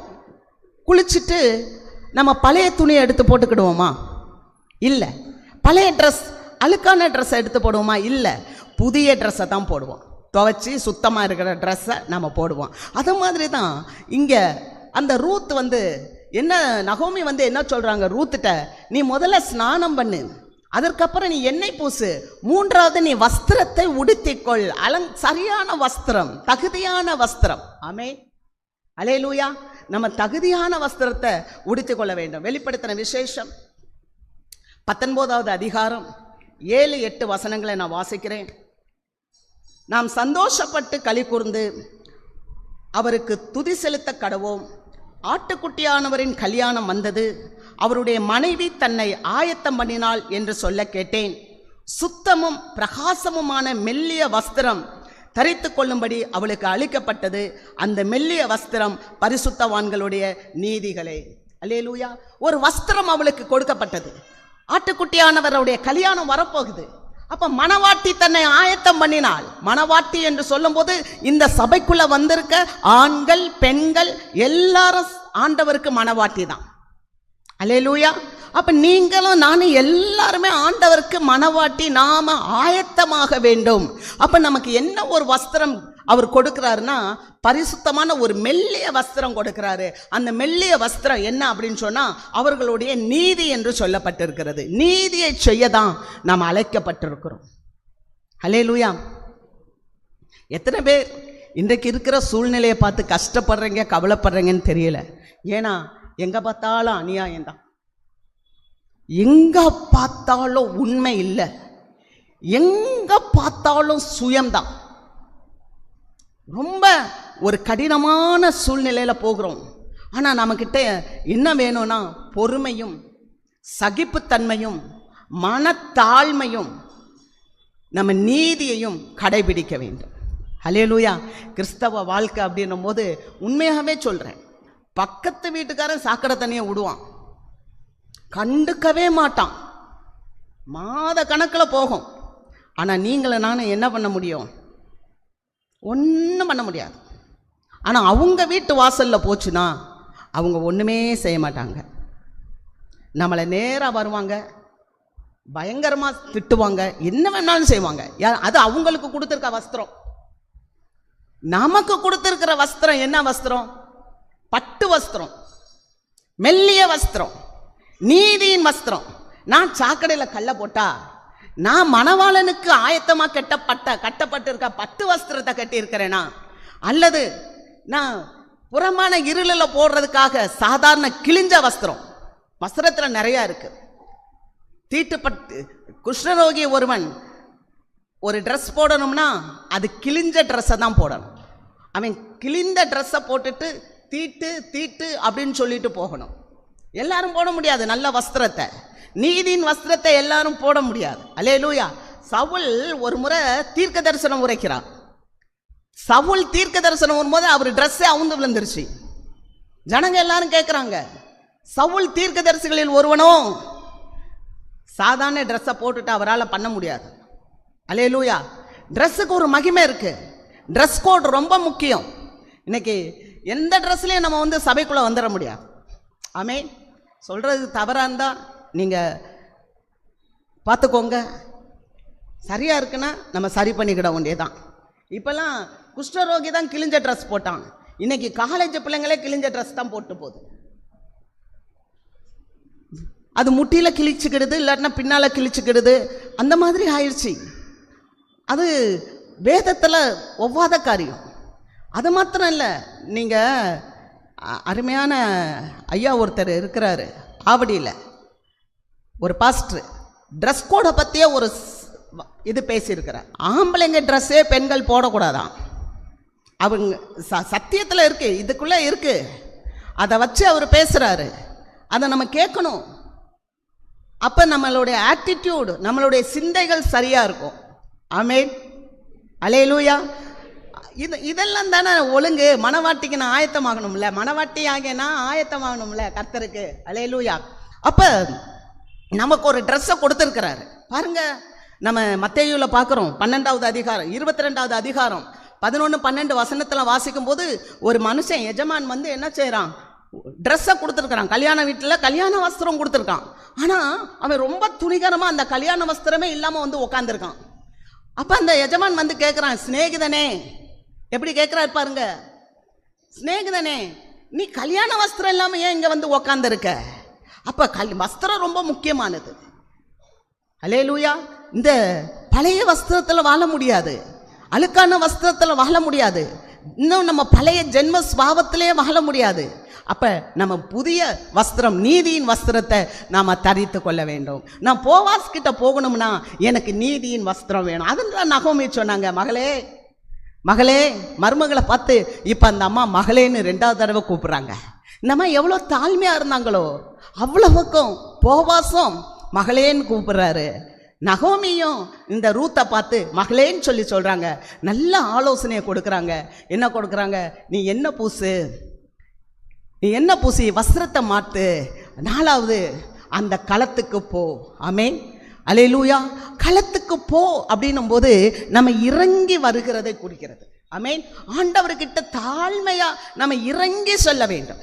ஆண்டவராகிய இயேசு கிறிஸ்து எல்லா கனத்தையும் எல்லா மகிமையையும் எல்லா ஐஸ்வர்யத்தையும் எல்லா சகலவிதமான நன்மை எல்லாத்தையும் பரலோகத்தில் வச்சுட்டு அவர் தம்மைத்தாமே தாழ்த்தி வெறுமையாக்கி அடிமையின் ரூபம் எடுத்து அவர் இறங்கி வந்தார். ஹல்லேலூயா. அப்ப நம்ம இறங்கி வர வேண்டும். அதுதான், நீ அந்த களத்துக்கு போ. ஆண்டவருடைய இடம் எங்க இருக்கு, அந்த இடத்துக்கு நீ மீண்டும் மீண்டும் போக வேண்டும். ஆமென். ஹல்லேலூயா. அதைத்தான் அங்க நம்ம வாசிக்கிறோம். நீ அந்த களத்துக்கு போ. வாசிக்கலாமா? மத்தேயு 18:4. ஆகையால் இந்த பிள்ளையை போல தன்னை தாழ்த்துகிறவன் எவனோ, ஆண்டவராகிய இயேசு கிறிஸ்து எப்படி தன்னை தாழ்த்தி, தேவனுடைய குமாரன், அவன் அந்த பொசிஷனை, குமாரன் தேவனோடு இருப்பதை கொள்ளையாடின பொருளாக எண்ணாமல் தம்மை தாமே தாழ்த்தி, அவன் அடிமையின் ரூபம் எடுத்து சிலுவையின் மரண பரியந்தம் தம்மை தாழ்த்தினார். அதனால என்ன கிடைச்சிச்சு தெரியுமா? பூமியில இருக்கிறவங்க எல்லாரும் ஆண்டவராகிய இயேசு கிறிஸ்துவுக்கு முன்பாக முழங்கால் போடணும். அல்லேலூயா. அத்தனை பேருடைய முழங்காலம் முடங்க கடவுது என்று எல்லாருக்கும் நியாயம் கொடுக்கிற ஒரு பெரிய காரியத்தை இயேசு கிறிஸ்துவுக்கு பிதாவானவர் கொடுத்தார். ஆமென். அதுபோல நம்மளும் நம்மளை தாழ்த்தும் போது நம்மளும் போவாசனுடைய மனைவியாக, ஆண்டவராகிய இயேசு கிறிஸ்துவனுடைய மனவாட்டியாக மாறுகின்ற ஸ்லாக்கியத்தை தேவன் நமக்கு கொடுப்பார். அல்லேலூயா. கர்த்தருக்கு மகிமை. பாருங்க, தன்னை தாழ்த்துகிறவன் எவனோ, எப்படி தாழ்த்தணும்? ஒரு சின்ன பிள்ளையை எடுத்து வச்சு காமிக்கிறார். எப்படிங்க? ஏசாமி இப்படிதான் ஒரு இடத்துல வந்திருப்பாரு, பேசியிருப்பாரு. திடீர்னு ஒரு குட்டி குழந்தை இருந்து கூப்பிட்டு வச்சு, இந்த பிள்ளைய பாருங்க, இந்த பிள்ளைய மாதிரி தாழ்த்துங்க அப்படின்னு சொன்னா, அங்க ஒரு குட்டி குழந்தை இருக்கு. எப்படி இருக்கும்? அந்த குட்டி குழந்தைய கூட்டிட்டு வந்துட்டு ஒரு 500 ரூபாய் கட்டு இந்த கையில் வச்சுக்கிட்டு, இந்த கையில் ஒரு பலூனை மட்டும் நான் வச்சுக்கிட்டேன், உனக்கு எது வேணும் எடுன்னு சொன்னா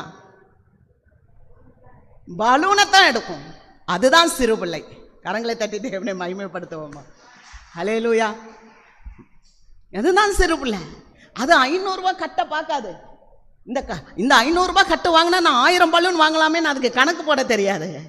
அது சின்ன குழந்தை. அந்த மாதிரி நீங்க ஏத்துக்கிட்டீங்கன்னா தான் பரலோக ராஜ்யத்தில் போவீங்கன்னு இயேசு அந்த குழந்தையை காண்பிச்சு சொன்னார். அல்லேலூயா. ஆக நம்ம தம்மை தாமே தாழ்த்தணும். நம்மளுடைய சிந்தையில், நம்மளுடைய எண்ணங்களில், எல்லாவற்றிலும் நம்ம பரிசுத்தமா ஆண்டவரை போல நம்மளை தாழ்த்தும் போது அடுத்து என்ன பார்க்கிறோம்? 5வது, போவாசின் பாதத்தண்டையில போய் படுத்துக்கொள் என்று சொன்னார். அந்த அவன் கால்களின் மேல் மூடி இருக்கிற போர்வையை ஒதுக்கி நீ படுத்துக்கொள், அப்பொழுது நீ செய்ய வேண்டியது இன்னது என்று சொல்லுவ. நீ போய் படு என்று சொல்றாங்க. அப்படின்னா என்ன அப்படின்னு சொன்னா, ஜீவியம், ஜெப ஜீவியம். ஹல்லேலூயா.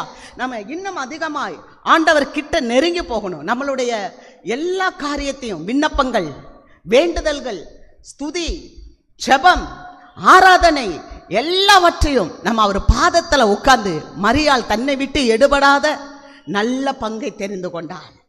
ஒரு அம்மா சொன்னாங்க, இதோ நான் அடிமை, என்னை தாழ்த்துகிறேன், உலக ரட்சகரை சுமக்கிற ஒரு வாக்கியத்தை அவர்கள் பெற்றார்கள்.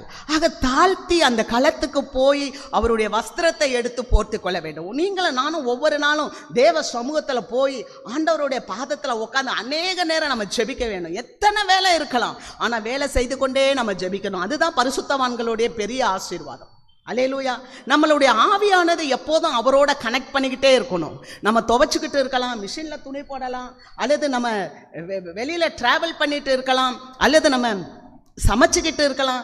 எத்தனை பேர் சமைக்கும் போதெல்லாம் நம்ம ஆண்டவரோட உறவாடி கொண்டு இருக்கிறோம், பாடிக்கொண்டு இருக்கிறோம், துதித்து கொண்டு இருக்கிறோம். இதெல்லாம் நம்ம விட்டுட்டு எதையாவது ஒன்று சேர்க்கறதுனால தான் கவலைப்படுறோம். அல்லேலூயா. ஏன்னா empty mind is a devil's workshop இல்லையா? மைண்டில் எதுவுமே இல்லைன்னு சொன்னால் பிசாசு அதுக்கேற்ற மாதிரி வேலை செஞ்சுட்டே இருப்பான். அதனால தான் நம்ம எப்போதுமே தேவனுடைய வார்த்தையை அசை போடும்போது பிசாசுக்கு எதிர்த்து நில்லுங்கள், அப்பொழுது அவன் உங்களை விட்டு ஓடி போவான். அப்போ ஆண்டவருடைய பாதத்தில் நம்ம அமர்ந்திருக்க கற்றுக்கொள்ள வேண்டும். அதைத்தான் அந்த அம்மா செய்தாங்க. அடுப்பா அவங்க சொன்னாங்க, நம்ம ஆதியாகமம் 5:24, ஏனோக்கு தேவனோடு சஞ்சரித்து கொண்டு இருக்கையில், அல்லேலூயா, யாருங்க கண்டா? ஏசாமி சீக்கிரம் வர போறாரு. நீங்க அடுப்பண்டியில் உட்காந்துட்டு அரிசியை களைஞ்சி குக்கரில் போடும் போதே இயேசு வந்துருவார். ஆமீன் சொல்லுங்க. அல்லேலூயா. எத்தனை பேர் எதிர்பார்க்கிறோம்? அல்லேலூயா. ஆமேன். கர்த்தருக்கு மகிமை. இப்போ கூட வந்தா நல்லா இருக்கும், எல்லாரும் கப்புன்னு மேலே போயிடலாம். அல்லேலூயா. அல்லேலூயா. கர்த்தருக்கு மகிமை. அப்ப 365 வருஷம், அதுல 300 வருஷம் குடும்பத்தோடயே இருந்த இந்த ஏனோக்கு தேவனோட சஞ்சரிச்சதுனால திடீரென்று ஒரு நாள் காணப்படாமல் போனார். நீங்களும் நானும் அப்படித்தான். ஆண்டவர் சீக்கிரம் வரப்போகிறார். ஆமென். நம்ம எப்போதும் துதித்து ஜெபித்து நம்மளுடைய சிந்தை, நம்முடைய எண்ணம், நம்மளுடைய ஆவி எப்போதும் ஆண்டவரோடு கனெக்ட் ஆகி இருக்கும் என்றால் நிச்சயமாக நம்ம சீக்கிரமாக கர்த்தர் மாறனாதான்றோம், இயேசுவே சீக்கிரமாய் வாரும், எடுத்துக்கொள்ளப்படும். நானும் அப்படித்தான் ஜெபம் பண்றேன். ஒருத்தரை விட்டு ஒருத்தர் போயிடக்கூடாது. இயேசு வந்துட்டாருன்னா கப்புன்னு குடும்பமா போயிடலாம். ஆமென். அல்லேலூயா. ஒருத்தரை பிரிஞ்சு ஒருத்தர் நம்ம வாடக்கூடாது. அல்லேலூயா. இயேசுவானர் வந்துட்டா நம்ம வீட்டில் எத்தனை பேர் இருக்காங்களோ அத்தனை பேரும் கப்புன்னு மேலே போயிடுவோம். ஆமென். ஆமென் சொல்லுங்களேன். நம்ம சொந்தக்காரவங்க அங்கேருந்து வந்துடுவாங்க. ஒருவேளை திருச்சியில் இருக்கலாம், மதுரையில் இருக்கலாம், இந்த பக்கம் கன்னியாகுமரி, இந்த பக்கம் எங்கேயாவது ஒரு இடத்துல இருக்கலாம். எல்லாரும் அங்கேருந்து அப்படியே மத்திய ஆகாயத்தில் எல்லாம் பாட்டு டாட்டா காமிச்சிடணும். அப்படியே மேலே மணவாளனுக்கு போயிடணும். அல்லேலூயா. எவ்வளோ ஒரு சந்தோஷமான ஆசீர்வாதம் இல்லை? கர்த்தருக்கு ஸ்தோத்திரம். இவ்வளவு நீ செய்யன்னு சொல்லி சொன்னபோது இந்த ரூத் என்ன பண்ணுச்சு? அந்த அம்மா சொன்னபடியெல்லாம் செஞ்சாங்க. இப்போ அவங்க போயிட்டாங்க.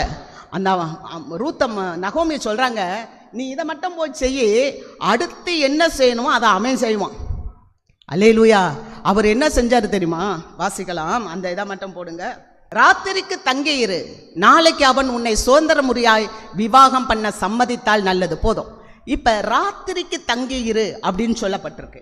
இன்னொரு இடத்துல அவர் என்ன சொல்லப்பட்டிருக்குன்னு சொன்னால், விடியும் வரை என் கூட இரு அப்படின்னு சொல்லப்பட்டிருக்கு. நல்லா கவனிங்க. போவாஸ் சொல்கிறார், இந்த அம்மா ஆலோசனை சொல்லி அனுப்பிட்டாங்க, நீ செய்ய வேண்டியதெல்லாம் அவன் உனக்கு சொல்லுவான். தமஸ்கு பட்டணத்தில் நிறைய கிறிஸ்தவர்களை பிடிக்கணும்னு சொல்லி பவுல் போகிறார். ஒரு உயரமான குதிரையில் போகிறார். எல்லா கிறிஸ்தவர்களையும் அடித்து அவங்களெல்லாம் பிடிச்சிட்டு வந்து கொடுக்கணும்னு சொல்லி நிருபங்களை வாங்கிட்டு போகும்போது ஆண்டவர் பவுலை தொட்டார். ஹல்லேலூயா. பவுலை சவுல் என்ற பவுல், சரியா, சவுலை தொட்டார். அப்படி தொடும்போது என்ன ஆச்சுன்னா, ஆண்டவரே நீர் யார் என்று சொன்னார். அப்பதான் ஆண்டவர் சொன்னார், நீ துன்பப்படுத்துகிற இயேசு நானே. அப்ப இதுவரைக்கும் தான் தோன்றித்தனமாக பணம் இருக்கு, பெரிய பணக்காரர், படித்தவர், கமாலியலோடைய பாதத்தண்டை இருந்து கற்றவர், நல்ல சீமான், ஆக வசதி படைத்த பெரிய பெரிய மக்களுடைய நட்பை பெற்றவர். இப்பதான் யோசிக்கிறாரு. கண்ணு தெரியாம போச்சு. கைலாக கொடுக்கறவங்க வந்து நிக்கிறாங்க. இவர் கேட்கிறாரு, நான் என்ன செய்ய சித்தமாயிருக்கிறேன். ஆமென். அநேக நேரத்தில் நம்மளே நம்ம காரியத்தை செய்கிறோம். ஆனால் ஒரு நேரம் நீ என்ன செய்ய நீ சித்தமாக இருக்க, ஆண்டவர் நமக்கு ஆலோசனை தருவா. உண்மையில் என் கண்ணை வைத்து நான் உனக்கு ஆலோசனை தருவேன். அப்போ ரூத் வந்துட்டாங்க. வரும்போது அவர் சொல்கிறாரு, நீ ராத்திரி வேலையில் இங்கேயே இரு. இந்த ராத்திரி வேலை என்பது தான் ஒரு மனுஷனுக்கு சோதனையான நேரம். மனுஷன் கைவிடப்படுகிற நேரம். அது வேதனையாக ஒரு நேரம், ஒரு இருளான ஒரு நேரம். அது ஒரு நோயின் பிடியாக இருக்கலாம், அல்லது குடும்பத்தில் வருகிற ஒரு பயங்கரமான பாடுகளாக இருக்கலாம். நான் கேட்டிருக்கேன் எத்தனையோ குடும்பத்தில், எங்களுக்கு யாரோ பில்லி சூனியம் வைத்து விட்டார்கள்னு. நான் சொல்லுவேன், தேவ பிள்ளைக்கு விரோதமாக பில்லி சூனியம் எல்லாம் வைக்கவே முடியாது. ஏன்னா என்னாகமும் 23:23 நமக்கு தெளிவாய் சொல்லுகிறது, யாக்கோபுக்கு விரோதமான மந்திரவாதம் இல்லை, இஸ்ரவேலுக்கு விரோதமான குறி சொல்லுதல் இல்லை. அப்படின்னா இன்னைக்கு நிறைய அவங்களுக்கு வர்ற அந்த பாடுகள், அந்த இரவின் வேலை, அந்த நோயின் தாக்கம், அல்லது ஒரு தொழிலில் நொடிந்து போகிறது, ஒரு காரியத்தை துவக்குறாங்க, இவ்வளவு பெரிய ஆசீர்வாதம் எனக்கு வரும்னு நினைக்கிறாங்க. ஆனால் என்ன நடக்குது தெரியுமா? எல்லாம் சொல்லுவாங்க, 1 முழம் ஏறுறேன், 4 முழம் சறுக்கிறேன், இதுதான் என்னுடைய காரியமாக இருக்கிறது என்று சொல்லுவாங்க. வெளியில சொல்ல முடியாத காரியங்கள். இதுதான் இரவின் நேரம். ஆனால் இரவின் நேரத்தில் நம்ம போக வேண்டிய இடம் போவாசுடைய பாதம். அல்லேலூயா. போவாஸ் சொல்லுங்க, நீ இங்கேயே இரு, என்னுடைய சமூகத்திலே இரு. 118வது சங்கீதத்தில் அழகா வாசிக்கிறோம், மனுஷனை நம்புகிறது விருதா. நாசில சுவாசம் இருக்கிற மனுஷனை நம்புறதற்கு எம்மாத்திரம். அநேக நேரத்தில் மனுஷனை நம்பியே தொழிலை தொலைத்தவர்கள் உண்டு. மனிதர்களை நம்பி மனிதர்களோடு கூட அவங்க கவனன்ட் பண்ணி கான்ட்ராக்ட் போட்டு அதில் அவங்க தொழில் செய்யலாம் என்று சொல்லி எவ்வளவோ ஆசீர்வாதங்களை, நன்மைகளை இழந்து போனவர்கள் உண்டு. அல்லேலூயா. ஆகவே தான் போவாஸ் சொல்லுகிறார், நீ ஒண்ணுமில்ல, நீ இங்கேயே இரு. அது மாத்திரமல்ல, விடியற்காலம் வரை நீ இங்கேயே இரு என்று சொல்லுகிறார். விடியற்காலம் என்றால் இயேசுவின் ரகசிய வருகை. அல்லேலூயா. அல்லேலூயா. போவாஸ் உன்னதமான தேவன். போவாஸ் உன்னதமானவர், உத்தமமானவர். அவர் என்ன தெரியுமா சொல்றாரு? மகளே என்று அழைக்கிறார். உண்மையாகவே அந்த மனுஷனிடத்தில் அவருக்கு எந்த ஒரு தவறான எண்ணம் இருக்கவே இல்லை. அவர் மிகவும் தூய்மையானவர், பரிசுத்தமானவர். ஆண்டவராகிய இயேசு கிறிஸ்து யோவானுக்கு எழுதின நற்செய்தி நூல் 8வது அதிகாரம் 46வது வசனத்தில் சொல்லப்பட்டிருக்கிறது, என்னிடத்தில் பாவம் உண்டு என்று உங்களில் யார் சொல்லக்கூடும்? ஆமென், ஹல்லேலூயா. போவாஸ் பரிசுத்தமானவர். ஆனா நகோமி சொன்னாங்க, நகோமி என்ன சொன்னாங்க தெரியுமா? தன்னுடைய மருமகளை போல இருக்கிற மருமகளுக்கு ஒரு துணை வேண்டும். எத்தனை மாமியா தன்னுடைய மருமகளுக்காக நீ போய் ஒருத்தனுடைய போர்வையை எடுத்துக்கொண்டு படு என்று சொல்ல முடியும். ஆனால் உண்மையாக நகோமி தன்னுடைய மருமகள் மீதிலே அன்பு வைத்தாங்க. அல்லேலூயா. அவர்களுடைய கசப்பு மாறி போய்விட்டது. இப்பொழுது ரூத்தினுடைய நன்மையை மாத்திரமே அவர்கள் தேடுகிறார்கள். ரூத்துக்கு ஒரு இளைப்பாறுதல் வேணும், ரூத்துக்கு ஒரு ஷெல்டர் வேணும், ரூத்துக்கு ஒரு ஃபியூச்சர் வேணும், ரூத் ஒரு பாதுகாப்பு வேணும், அவளுக்கு ஒரு ரெஃப்யூஜ் வேணும், அவளுக்கு ஒரு ப்ரொடெக்ஷன் வேணும். ஆக இந்த மாமியார் பார்க்குறாங்க, பார்த்து நீ இந்த காரியத்தை செய், நீ போ, அந்த போவாசின் இடத்துல போ. ஏன்னா போவாஸை பற்றி அவங்களுக்கு நல்லா தெரியும். ஏன்னா அவங்களுடைய உறவினன் தான் போவாஸ். ஆமென், அல்லேலூயா. பரிசுத்தமான அந்த மகனை குறித்து அவங்களுக்கு நல்லா தெரிந்தனால நீ போ என்று சொல்லும்போது இவள் போனால், அவர் சொன்னாள், நீ ராத்திரி இங்கேயே இரு, விடியற்காலம் மட்டும் தங்கியிரு என்று சொன்னார். உனக்கு நான் நன்மை செய்வேன். அல்லேலூயா. என்னிடத்தில் அடைக்கலமாய் வந்த உனக்கு ஊரார் பின்னால போல, வாலிபர்கள் பின்னால போல, ஐஸ்வர்யவான்கள் பின்னால போல, தரித்திரர்கள் பின்னால போல இந்த பேர் வாங்கணும், ஊர்ல போகணும், பெருமையா இருக்கணும், அல்லது எதையாவது ஒன்று நான் சாதிச்சிடணும், இப்படியெல்லாம் நீ நினைக்காம, நான் நினைக்கிறேன் இந்த ரூத்து நிச்சயமா ஒரு அழகான ஸ்திரியா இருக்க முடியாது. ஏன்னா ஒரு மாதமா அந்த வயல்வெளியில அவ பொறுக்கி எடுத்துக்கொண்டே இருக்கிறான். போவாசை காட்டிலும் நெருங்கின உறவினன் ஒருவன் இருக்கிறான். ஆனால் அவன் சொல்லுகிறான், நான் அவளை மீட்க மாட்டேன் என்று சொல்லுகிறான். அப்படி என்றால் இவள் ஒரு அழகுள்ளவள் அல்ல. முதலாவது மீட்கிறேன் என்று சொன்னான், அவளுடைய சொத்துக்களுக்கு ஆசைப்பட்டான். இரண்டாவது நிலத்தை மீட்கிறவன், அந்த எக்லோனுடைய பெயர் மங்காமல் இருப்பதற்கு அவளையும் நீ வாங்க வேண்டும் என்று சொல்லும்போது அந்த ரூத்தை வாங்கணுமா? அப்படி என்றால் எனக்கு வேண்டாம் என்று அவன் செருப்பை கலற்றி, பாதரட்சியை கலற்றி போட்டு கை கழுவிட்டான். ஆனால் உத்தமமானவன், உண்மையானவர், பரிசுத்தமானவர், இரக்கம் உள்ளவர், அவன் திறந்த மனதோடு அந்த பெண்மணியிட்ட சொல்றார், நான் அவனிடத்தில் பேசுகிறேன், அவன் உன்னை விவாகம் பண்ணாவிட்டால் நான் உன்னை விவாகம் பண்ணிக்கொள்கிறேன் என்று சொல்லி அந்த ரூத்துக்கு மீண்டுமாக 6 படி வறுத்த கோதுமையை எடுத்து கொடுத்து நீ உன் மாமியாரிடத்தில் போ என்று சொன்னார். அல்லேலூயா. ஒரு நல்ல ஆசீர்வாதமான வார்த்தை இல்லையா? நான் உன்னை திருமணம் செய்து கொள்கிறேன். அல்லேலூயா, அல்லேலூயா. நான் உன்னை இளைப்பாற பண்ணுகிறேன் என்று சொன்னார். அருமையான தேவ மக்களே, நம்முடைய போவாஸ், நம்முடைய ஆண்டவர் நமக்கு இளைப்பாறுதலை தருகிறவர். ஆமென். ஆகவேதான் எல்லாரும் என்னிடத்தில் வாருங்கள், வருத்தப்பட்டு பாரம் சுமக்கிற எல்லாரும் என்னிடத்தில் வாருங்கள், நான் உங்களுக்கு இளைப்பாறுதல் தருவேன் என்று சொன்னார். அல்லேலூயா. இன்னைக்கு இந்த இடத்துல வந்திருக்க உங்களுக்கு ஆண்டவர் நிச்சயமாக இளைப்பாறுதலை தருவார். ஒருவேளை உங்களுடைய சூழ்நிலைகள் எப்படி வேணாலும் இருக்கலாம், ஆனால் கர்த்தர் அதை பார்க்கிறார். அப்படியே நம்ம எழுந்திருப்போமா? அந்த தாழ்மைக்கு ஒரு இளைப்பாறுதல், ஒரு ரெஸ்ட் உண்டு. ஆண்டவர் நமக்கு இளைப்பாறுதலை தருவது. இளைப்பாறுதல் தரும் தேவா. அந்த ஒரு சரணம், இளைப்பாறுதல் தரும் ஒரு சரணம். கண்கள். இளைப்பாறுதல் தரும் தேவா, களைத்தோரை தேற்றிடுமே.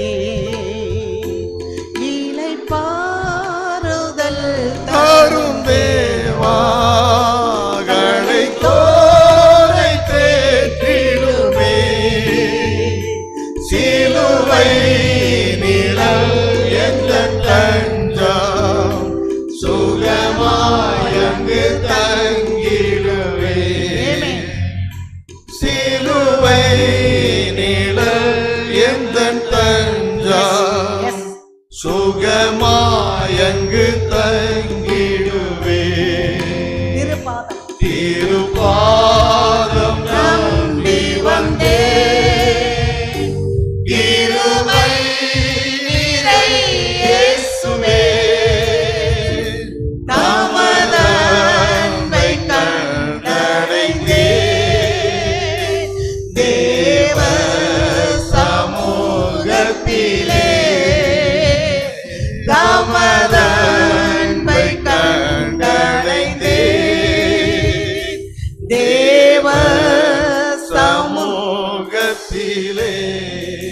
ஹல்லேலூயா.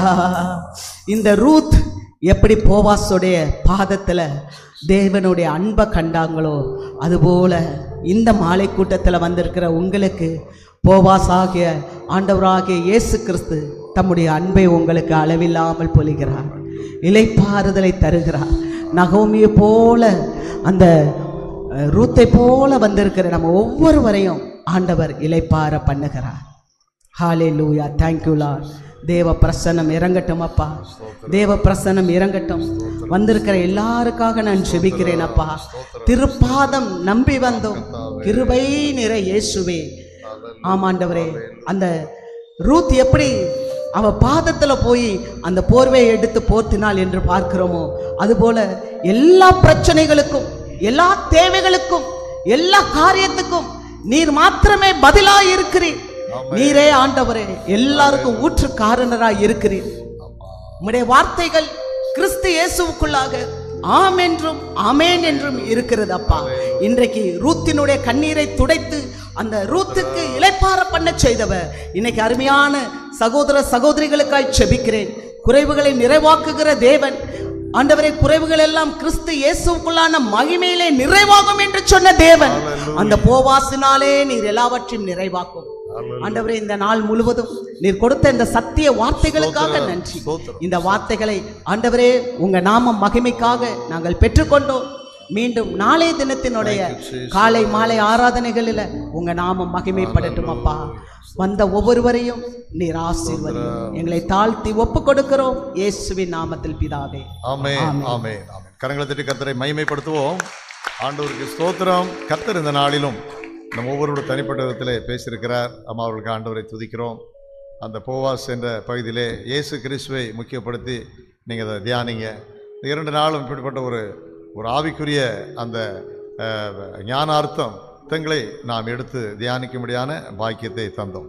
இது ஒரு அன்பான ஒரு கதை போல, ஒரு லவ் ஸ்டோரி போல அது வர்ணிக்கப்பட்டாலும் நம்முடைய ஆத்தும மணவாளனாகிய ஆண்டவர் நம்மை நாம் செய்கிற சின்ன சின்ன நியமத்தின் நிமித்தமாக திருவரசை தியானிப்பது, திருமுழுக்கு, ஞான ஸ்நானம், இப்படிப்பட்ட நியமத்தின் மூலம் அவருக்கு முன்பாக நம்மை கரையற்றதும் திரையற்றதும் மாசற்றதும் மகிமையான மணவாட்டிகளாக நம்மை நிறுத்த. அல்லேலூயா. சின்ன சின்ன காரியத்திலும் அவ்வளவு அக்கறை உடையவர். சரிதானா? குடும்ப தலைவர்கள் தலைவிகளுக்கு நமக்கு தெரியும். ஐயாமர்களும் அம்மாமர்களும் சின்ன சின்ன காரியத்தில் நாம் எவ்வளோ அக்கறை உடையவர்கள். அந்த அக்கறையை நம்ம ஆண்டவர் நம்ம ஒவ்வொருவரும் தனிப்பட்ட விதத்தில் காண்பிக்கிறார் என்பதை சாரத்து கேட்டோம். இளைப்பாறுதல், இது ஒரு புதிய உத்வேகத்தோடு செயல்படுவதற்கான ஒரு அருமையான அனுபவம். தொடர்ந்து நாளையும் ஆண்டவர் நம்மோடு பேச இருக்கின்றார். நாம் அறிந்திருக்கின்றபடி காலை நாளைக்கு 9 மணிக்கு நாம் சரியாக ஆராதனை ஆரம்பிக்க இருக்கிறோம். சற்று முன்பதாகவே நீங்கள் வந்து உங்களுடைய இருக்கைகள் மற்றும் காரியங்கள் ஆயத்தங்களை நீங்கள் செய்ய அன்போடு கேட்டுக்கொள்கிறோம். நோட்டீஸ்கள் மற்றும் இந்த ஸ்தோத்திர கவர்கள் பெறாதவர்கள் நீங்கள் பெற்றுக்கொள்ளுங்கள். நாளைக்கு பிரதான ஆராதனையிலே நீங்கள் இதை படைக்க வேண்டும். உங்களுடைய ஊழியத்திற்காக, ஐக்கிய விருந்திற்காக நீங்கள் உங்களுடைய உதாரணமான பங்கை இதில் வைத்து நாளைக்கு பண்டிகை ஆராதனையிலே படைக்க அன்போடு கேட்டுக்கொள்கிறோம். நாளைக்கும் ஆராதனை வேளையிலே அம்மா அவர்கள் ஆண்டுடைய திருவார்த்தை நமக்கு பகிர்ந்து கொள்ள இருக்கிறார்கள். நாளை மாலை கன்வென்ஷன் கூடுகையிலும் அவர்கள் ஆண்டோடைய வார்த்தையை பகிர்ந்து கொள்ள இருக்கிறார். ஜெபம் செய்வோம். ஆண்டோருடைய திருவார்த்தை தான் நம்ம அறிக்கை செஞ்சுருக்கிறோம். மலைகள் விலகி போனாலும் பர்வதங்கள் நிலை பெயர்ந்தாலும் என் கிருபை என் சமாதானத்தின் உடன்படிக்கை உன்னை விட்டு நிலை பெயராது என்று உண்மையில் மனதுருகிற கர்த்தர் சொல்கிறார். ரூத்தின் மேல் மனதுருகின ஆண்டவர், நகோமில் மனதுருகின ஆண்டவர், போவாஸாக இயேசு கிறிஸ்துவின் ஒரு முன் அடையாளமாக இங்கு அறிமுகப்படுத்தப்பட்டிருக்கிறார். மகளே, நீ பயப்படாதே என்று சொன்னவர், நீ எங்கும் போக வேண்டாம், இங்கே நீ கதிர்களை பொறுக்கிக்கொள் என்று சொன்னவர், இந்த நாளிலே உனக்கு வேண்டியபடியெல்லாம் செய்வேன். எவ்வளோ நல்ல ஆண்டவர். இளைப்பாறுதலை பெற்றுக்கொள்வோம். இது நல்ல வெளி நிறைவு ஜெபத்தை போதகரமாக வந்து முன்பதாக ஏறெடுக்க அன்பாக கேட்கிறேன். நம்ம எல்லாரும் ஆண்டுடைய பிரசன்னத்துக்கு நேராக தொடர்ந்து கடந்து வந்து கேட்ட வார்த்தையிலே நான் விசுவாசத்தோடு அறிக்கை செய்து ஆண்டுடைய நன்மைகளை பெற்றுக்கொள்ளலாம். ஜெபம். எங்களை நேசிக்கிற எங்கள் அன்பின் பரம தகப்பனே, ஆசீர்வதிக்கப்பட்ட இந்த இரவு வேளைக்காக உம்மை துதிக்கிறோம் அப்பா. ஆண்டவரே, கர்த்தாவே, ரூத்தின் சரித்திரம் மூலமாக சுவாமி நீர் 2 நாட்களிலும் சுவாமி நீர் எங்களோடு இடைப்பட்டு வருகிற போது மேலான கிருபைக்காக உம்மை நன்றியோடு உம்மை துதிக்கிறோம், உம்மை ஸ்தோத்திரிக்கிறோம் அப்பா. நீர் எவ்வளவு பெரியவர், எவ்வளவு மகத்துவமானவர் சுவாமி. ஆண்டவரே, நீர் எங்கள் ஒவ்வொருவர் மேலும் எவ்வளவு கரிசனை உள்ளவர் என்பதை நாங்கள் சுவாமி ஆண்டவரே நாங்கள் ரூத்தின் சரித்திரன் மூலமாக நாங்கள் ஆண்டவரே நீர் எங்களிடம் என்னென்ன காரியங்கள் எதிர்பார்க்கிறீர் என்பதை நாங்கள் கற்றுக்கொண்டோம் அப்பா. ஆண்டவரே, அப்படியாக சுவாமி ஆண்டவரே பரிசுத்த ஜீவியத்தோடு நாங்கள் இந்த உலகத்தில் வாழ உமது அபிஷேகத்தை நாங்கள் பெற்றுக்கொள்ள ஆண்டவரே இங்கு வந்திருக்கிற ஒவ்வொரு மேலும் சுவாமி உமது அபிஷேக வல்லமை இறங்க வேண்டுமாமை நோக்கி கெஞ்சுகிறோம் சுவாமி. ஒவ்வொருவரையும் நீர் பரிசுத்தப்படுத்தி நீர் ஆசீர்வதிக்க வேண்டுமாமை நோக்கி கெஞ்சுகிறோம் சுவாமி. ஆண்டவரே, ஒவ்வொருவரும் மனத்தாழ்மையை தரித்து கொள்ளக்கூடிய கிருபைகளை ஒவ்வொருவருக்கும் நீர் அருள் செய்ய போற கிருபைக்காக நன்றி தகப்பனே. ஆண்டவரே கர்த்தாவே, நீர் எங்களுக்கு சுவாமி பரலோகத்திலிருந்து சுவாமி கிருபை வரங்களை ஒவ்வொருவர் மீதும் நீர் அபிஷேகமாக நீர் கொடுத்து கொண்டு வருகிற கிருபைக்காக நன்றி அப்பா. ஆண்டவரே, எங்கள் நீதியாட்கள் ஒவ்வொருவரையும் ஒவ்வொரு அபிஷேகத்தினாலும் ஆவியின் இரட்டிப்பான வல்லமையினாலும் சுவாமி ஆண்டவரே இந்த ஆண்டிலே நீர் நிரப்ப போற கிருபைக்காக நன்றி தகப்பனே. ஒரு பெரிய எழுப்புதல் இந்த சைதாப்பேட்டையிலே நீர் கொண்டு வர போற கிருபைக்காக நன்றி அப்பா. ஸ்தோத்திர ஆண்டவரே, பரிசுத்த ஆவியின் வல்லமை ஒவ்வொருவர் மீதும் இப்பொழுது அபிஷேகமாய் இறங்குகிற கிருபைக்காக நன்றி நன்றி நன்றி தகப்பனே. நன்றி அப்பா, நன்றி தகப்பனே, நன்றி நன்றி நன்றி தப்பா. ஆண்டவரே, எங்கள் ஒவ்வொருவரையும் நீர் ஆசீர்வதிக்க வேண்டுமா உம்மை நோக்கி கெஞ்சுறோம் சுவாமி. நீர் எங்களை ஆசீர்வதிப்பதே உமக்கு பிரியம் அப்பா. ஆண்டவரே, ஆண்டவரே, உமது பரிசுத்த ஆவியின் வல்லமை ஒரு இரட்டிப்பாக ஒவ்வொருவர் மீதும் ஆண்டவரே நீர் பொழிந்து கொண்டிருக்கிற கிருபைக்காக நன்றி அப்பா. ஆண்டவரே, மனதுருகிற கர்த்தர் சொல்கிறார் ஆண்டவரே, ஆண்டவரே நீர் பரிசுத்தாவின் வல்லமை ஒவ்வொருவர் மீதும் நீர் இறங்க செய்கிற கிருபைக்காக நன்றி நன்றி நன்றி நன்றி. பரலோகத்தின் பனித்துளிகள் ஒவ்வொருவர் மீதும் அபிஷேகமாக இறங்குகிற கிருபைக்காக நன்றி அப்பா.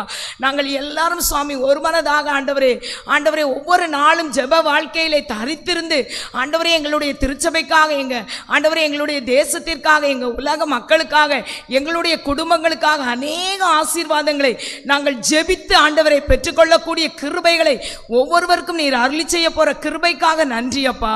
ஆண்டவரே, நான் உனக்கு சொல்லவில்லையா, பலம் கொண்டு திடமனதாயிரு, நீ போகிற இடமெல்லாம் உன் தேவனாய கர்த்தர் உன்னோடு கூட இருக்கிறார் என்று சொன்னபடி ஆண்டவரே பிள்ளைகள் ஒவ்வொரு இடங்களுக்கும் செல்லும் போதும் ஆண்டவரே உம்முடைய மகிமையை உம்முடைய ஆண்டவரே உமது பரிசுத்தாவின் வல்லமையை ஒவ்வொருவரும் கண்கூடாக காணக்கூடிய கிருபைகளை ஆண்டவரே வரும் நாட்களிலே எங்களுடைய திருச்சபையின் மக்களுக்கு நீர் கட்டளையிட போற கிருபைக்காக நன்றி அப்பா. நன்றி தகப்பனே, நன்றி நன்றி நன்றி தகப்பனே. ஆண்டவரே, அநேக சாட்சிகள் நாங்கள் கேட்க நீங்க கிருபை பாராட்டுங்கப்பா. ஆண்டவரே, அநேகருக்கு அற்புதங்களையும் சுகத்தையும் பலத்தையும் ஆண்டவரே ஐஸ்வர்யத்தையும் ஆண்டவரே ஆண்டவரே கிருபைகளையும் ஞான வரங்களையும் ஒவ்வொருவருக்கும் நீர் கொடுக்க போற கிருபைக்காக நன்றி. நீர் அப்படி செய்ய போகிற கிருபைக்காக நன்றி அப்பா. ஆண்டவரே, நீர் ஒவ்வொருவருக்கும் நீர் அருளி செய்த தயவுக்காக நன்றி அப்பா. ஆண்டவரே, நாங்கள் கர்த்தாவே நாளை நடைபெறுகின்ற ஆண்டவரே ஆண்டு விழா ஆராதனையை நீங்க முற்றிலும் பொறுப்படுத்திக் கொள்ளுங்கப்பா. நீர் எங்களுக்கு நாங்கள் என்ன செய்ய வேண்டும் என்பதை நீர் எங்களுக்கு கற்றுத்தாங்கப்பா. நீங்க காட்டுகிற பாதையில நீங்க எங்களுக்கு கற்றுக் கொடுக்கிற பாதையில நாங்கள் நடக்க எங்களுக்கு கிருபைகளை நீர் கொடுக்க வேண்டுமா உம்மை நோக்கி கெஞ்சுறோம். நாளையில் அநேக ஆத்துமாக்கள் சுவாமி ஆண்டவரே இந்த உமது செய்தியை கேட்டு ஆண்டவரே ரட்சிப்பின் அனுபவத்திற்குள் வர நீங்க கிருபை பாராட்டுங்கப்பா. நாளைக்கு நடைபெறுகிற ஒவ்வொரு நிகழ்விலும் சுவாமி உமது நாமம் மகிமைப்பட வேண்டுமா உம்மை நோக்கி கெஞ்சுறோம் தகப்பனே. ரெட்டிப்பான நன்மையை தருவேன், இன்றைக்கே தருவேன் என்று சொன்ன தகப்பன் ஆண்டவரை ஒவ்வொருவருக்கும் ரெட்டிப்பான நன்மையினாலும் கிருபையினாலும் எங்கள் பிள்ளைகளை நீர் ஆசீர்வதிக்க போற கிருபைக்காக நன்றி அப்பா. ஆண்டவரே, எங்களை யாவரையும் தாழ்த்தி தருகிறோம் அப்பா. ஆண்டவரே, நாங்கள் இப்பொழுது நித்திரைக்கு செல்கிறோம், எங்களுடைய நித்திரை சுகமா இருக்கணும்ப்பா. இந்த இரவிலே உடைய வருகை இருக்குமானால் எங்கள் யாவரையும் நீங்க தகுதிப்படுத்த வேண்டுமா உம்மை நோக்கி கெஞ்சுறோம். ஆண்டவரே கர்த்தாவே, நாங்கள் அதிகாலையில் உம்மை துதிக்கும் துதியோடு எழும்பி எங்கள் கடமைகளையும் ஆண்டவரே உம்முடைய திவ்ய சமூகத்திலே வந்து உம்முடைய ஆசீர்வாதங்களை பெற்றுக்கொள்ள நீங்க எங்களுக்கு கிருபை பாராட்ட வேண்டும் என்று அருமை இரட்சகரின் திருப்பாதம் அணிந்து கெஞ்சி மன்றாடி ஜீவனுள்ள நல்ல பிதாவே, ஆமென் ஆமென். ஆண்டவருடைய ஆசீர்வாதத்தை பெற்றுக்கொள்வோம். தேவனுடைய இரக்கமுள்ள கிருபைக்கும் பராமரிப்புகளை ஒப்புவிக்கிறோம். நம்முடைய ஆண்டவராகிய இயேசு கிறிஸ்துவினுடைய கிருபையும் பிதாவாகிய தேவனுடைய அன்பும் பரிசுத்த ஆவியானவருடைய ஆலோசனை பாதுகாப்பு தயவு நம்ம ஒவ்வொருவரோடும் கர்த்தருடைய வார்த்தையை பகிர்ந்து ஜெபித்து அமர்ந்திருக்கிற அம்மாவுடைய ஊழியங்களோடும் இந்த நாளிலே நம்மை அர்ப்பணிக்குமாய் படைத்த காணிக்கைகள் ஆசீர்வாதங்கள் நம் விண்ணப்பங்கள் யாருக்காக விண்ணப்பித்தோமோ அவர்களோடும் இன்றும் என்றும் சதா காலங்களிலும் தங்கியிருப்பதாக.